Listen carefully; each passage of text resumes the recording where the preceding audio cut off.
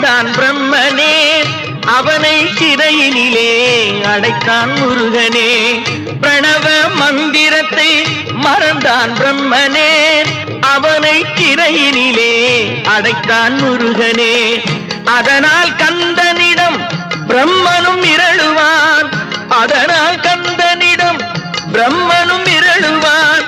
கந்தன் அடியவர்க்கு அவனும் அருளுவான், கந்தன் அடியவர்க்கு அவனும் அருளுவான். கந்தனிடம் செல்லுங்கள்,